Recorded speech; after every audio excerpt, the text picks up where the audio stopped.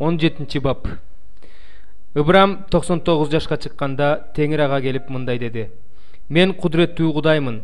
Менин алдымда түз жүр, кемчиликсиз бол. Мен сени менен келишим түзөм, сени абдан көбөйтөм." Ошондо Ыбырам жүз төмөндөп чыгылды. Кудай аны менен сүйлөшүүсүн улантып мындай деди: "Сени менен түзгөн менин келишимим бул мен. Сен көптөгөн элдердин атасы болосуң. Сенин атың мындан ары Ыбырам эмес, Ыбрайым болот. Анткени мен сени көптөгөн элдердин атасы кылам. Мен сенин тукумуңду абдан көбөйтүп, сенден элдерди чыгарам, сенден падышаларды чыгарам. Сенден кийинки тукумуңдун Кудайы мен болом деп. Мен сени менен, сенден кийинки тукумуң менен түбөлүк келишим түзөм. Ошентип сага жана сенден кийинки тукумуңа сен келгин болуп жашап жаткан Канаан жерин түбөлүккө берем да, алардын Кудайы болом." Кудай Ыбрайымга дагы мындай деди: "Сен менин келишимимди сакта. Сенден кийинки тукумуңда уруулары менен менин келишимимди сактасын. Мени менен силердин жана сенден кийинки тукумдарыңдын ортосундагы силер сактай турган менин келишимим бул: силердин бардык эркек аттууңар сүннөткө отургузулсун. Силердин сүннөтүңөр кесилсин. Бул силер менен менин ортомдогу келишимдин белгиси болот. Силердин урууңардан төрөлгөн жана үйүңөрдө төрөлүп, бирок силердин урууңардан болбогон кайсы бир бөтөн уруудан күмүшкө сатылып алынган бардык эркек аттуу наристе төрөлгөнүнө 8 күн болгондон кийин сүннөткө отургузулсун. Сенин үйүңдө төрөлгөн жана күмүшкө сатылып алынган эркек аттуулар сөзсүз сүннөткө отургузулууга тийиш. Ошентип менин келишимим силердин денеңерде түбөлүктүү келишим болот. Сүннөткө отургузулбаган эркек өз элинин арасынан жок кылынат. Анткени ал менин келишимимди бузду." Кудай Ыбрайымга дагы мындай деди: "Аялың Сараны Сара дебе. Анын аты Сара болот. Мен ага батамды берем, андан сага уул берем.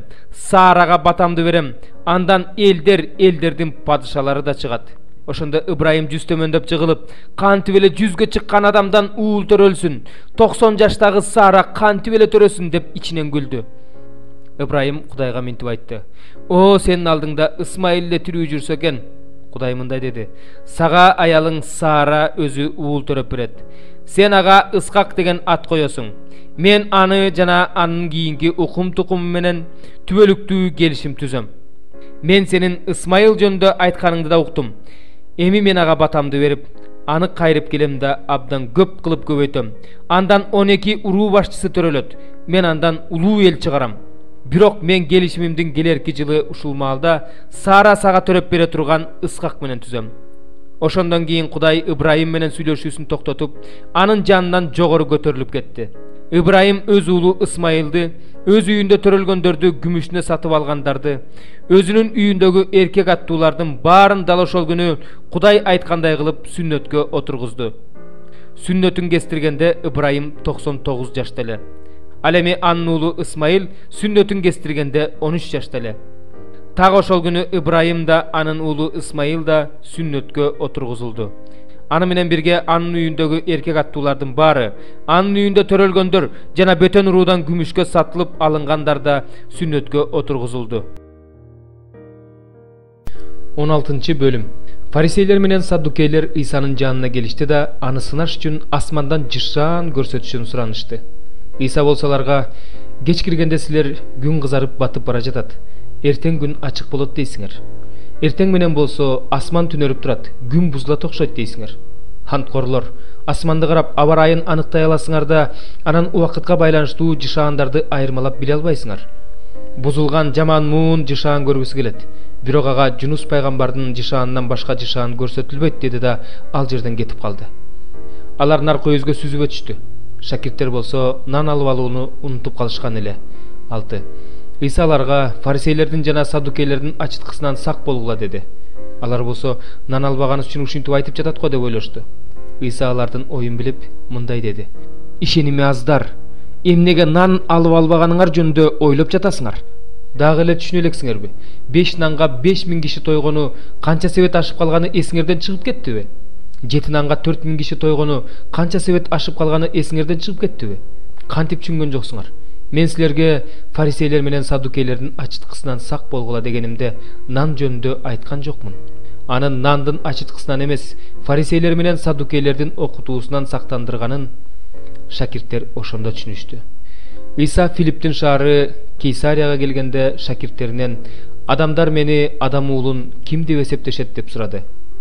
Алар ага бирөөлөр чөмүлдүрүүчү Жакан деп, бирөөлөр Илияс деп, дагы бирөөлөр Жеремия же пайгамбарлардын бири деп эсептешет деп жооп беришти. Иса алардан "А силер мени ким деп эсептейсиңер?" деп сурады. Шимон Петрага "Сен тирүү Кудайдын уулу Машаяксың" деп жооп берди. Ошондо Исага мындай деди: "Бактылуусуң сен, Жунус уулу Шимон. Муну сага адам эмес, асмандагы Атам ачып берди. Мен да сага айтып коеюн, сен Петрсиң. Мен өз жийинимди ушул таштын үстүнө курам. Аны өлүм да жеңе албайт. Сага асман падышачылыгынын ачкычтарын берем. Жер үстүндө эмнени байласаң, асманда да ошол байлануу болот. Жер үстүндө эмнени чечсең, асманда да ошол чечилүү болот." Анан Иса өзүнүн Машаяк экендигин эч кимге айтпоону шакирттерине эскертти. Ошол мезгилден тартып Иса өзүнүн Иерусалимге баруусу, аксакалдар, башкы ыйык кызмат кылуучулар жана мыйзам окутуучулардын колунан көп азап чегүүсү, өлтүрүлүүсү, 3-күнү күнү тирилүүсү керектигин шакирттерине айта баштады. Петр аны четке алып чыгып, "Өзүңдү ая, Теңир, бул сенин башыңа түшпөсүн" деп каршы боло баштады. Иса болсо Петрди карап: "Кет жанымдан, шайтан. Сен мага тузак коюп жатасың. Анткени сенин ойлоруң Кудайдан эмес, адамдын ойлору" деди. Анан Иса шакирттерине мындай деди: "Ким мени ээрчигиси келсе, ал өз жанынан кечип койсун жана өз айкаштыгачын алып, менин артымдан ээрчисин. Ким өз жанын сактап калгысы келсе, ал андан түбөлүк ажырайт. Ал эми ким мен үчүн өз жанынан ажыраса, ал аны сактап калат. Эгерде адам бүт дүйнөгө ээ болуп, бирок өз жанына зыян келтирсе, андан ага эмне пайда? Адам өз жанын куткарып алуу үчүн кандай кун төлөй алат? Адам уулу периштелери менен бирге өз атасынын даңкы менен келет. Ошондо ар кимге ишине жараша тиешелүүсүн берет. Силерге чындыкты айтып коеюн. Бул жерде тургандардын кээ бирөөлөрү өз падышачылыгы менен келген адам уулун көрмөйүнчө өлүшпөйт." 6-бөлүм. Менин дубалды куруп бүткөнүм жана бузулган жерлердин оңдолуп бүткөнү Самбалаттын да, Тобиянын да, Аравиялык Гешемдин да кулагына жетти. Бирок дарбазалардын эшиктерин кое элек болчумун. Ошондо Самбалат менен Гешем мага киши жиберип: "Кел, Она түздүгүндөгү бир кыштактан кездешели" деп айттырышты. Алар мага кыянаттык кылууну ойлошту. Бирок мен аларга элчилерди жөнөтүп: "Мен чоң иш менен алек болуп жатам, бара албайм. Эгер жумушумду таштап силер менен жолугуша турган болсом, анда иш токтоп калат" деп айттырдым. Алар ушундай деп айттырып, мага 4 жолу киши жиберишти. Мен аларга мурдагыдай эле жоопту бердим. Ошондо Самбалат мага 5-чи рет өз кызматчысын жөнөттү. Колунда ачык кат бар экен. Андай мындай деп жазылыптыр: "Эл арасында мындай сөздөр айтылып жүрөт. Гешемде айтып жатат: Сен да жүйүттөрдө бөлүнгөнү жаткан экенсиңер. Алардын айтымына караганда аларга падыша болом деп дубалды куруп жатыптырсың. Өзүң жөнүндө жүйүт падышасы мына деп жарыялатыш үчүн Иерусалимге пайгамбарларды да коюптурсуң. Мындай сөздөр падышага да жетип калат. Ошондуктан сөзсүз кел, чогуу кеңешели." Бирок мен ага киши жөнөтүп: "Сенин айткандарыңдын бири да болгон эмес. Сен муну өз акылың менен ойлоп тапкансың" деп айттырдым. Анткени алардын ындын өчүп, бул ишти аягына чыгара албай калышат деп бизди коркутушкан. Бирок ошенткен сайын мен ого бетер кайраттандым. Мен Мейтабел уулу болгон Делаянын уулу Шемаянын үйүнө келдим. Ал эшиктерди бекитип, Кудайдын үйүнө барып, ибадаткананын ичине кирип, эшикти бекитип алалы, анткени алар сени өлтүргөнү жатышат. Алар сени өлтүрүү үчүн түндө келишет деди. Бирок мендей адам кантип качсын? Мендей адам тирүү калам деп ибадатканага кантип кирсин? Барбайм дедим. Ал мага пайгамбардай сүйлөсө да, аны Кудай жибербегенин, аны Тобия менен Самбалат сатып алышканын билгем. Анткени мени коркутуш үчүн, ушинтип күнөөгө батырыш үчүн, мени жаманатты кылып, мени жемелеп куугунтукка алыш үчүн аны сатып алышкан. О Кудайым, Тобия менен Самбалаттын ушул иштерин унута көрбө.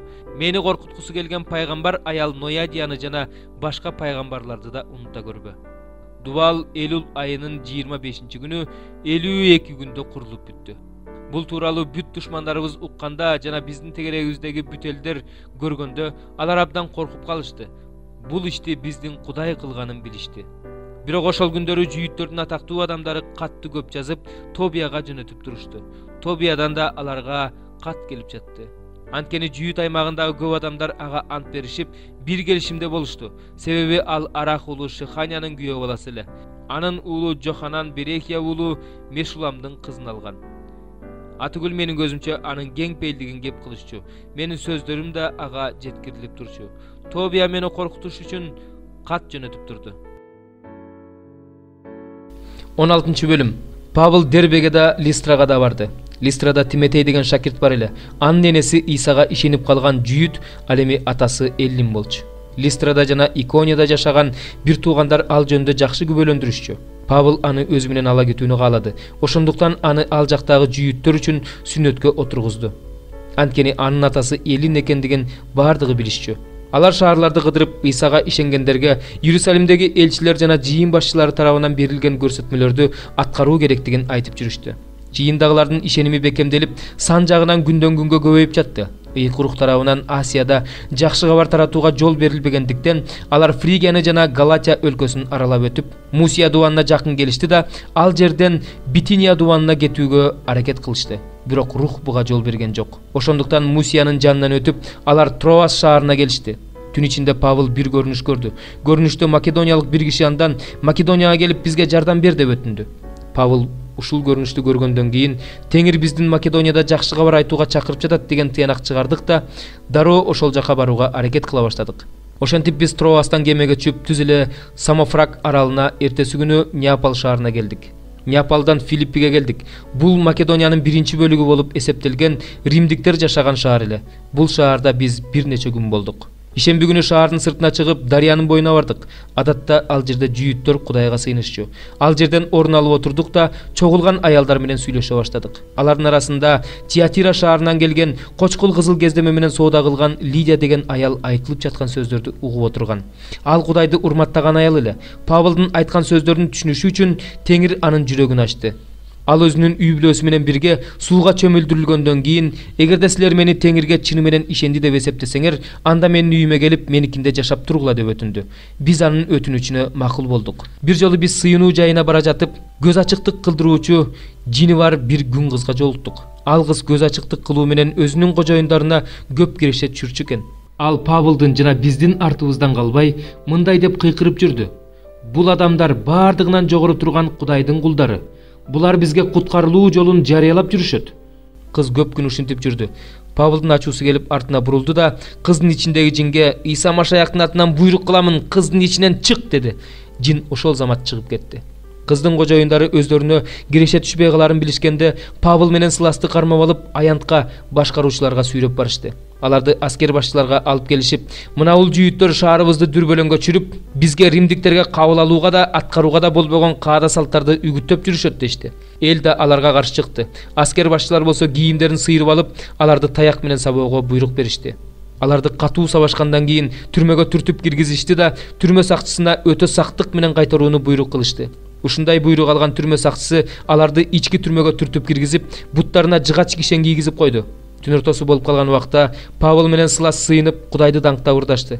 Туткундар болсо аларга кулак төшөштү.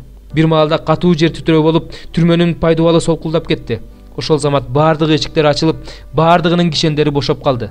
Түрмө сакчысы ойгонуп кетип, түрмөнүн эшиктеринин ачылып калганын көргөндө, туткундарды качып кетти деп ойлоп, кылычын сууруп чыгып, өзүн өзү өлтүрмөкчү болду.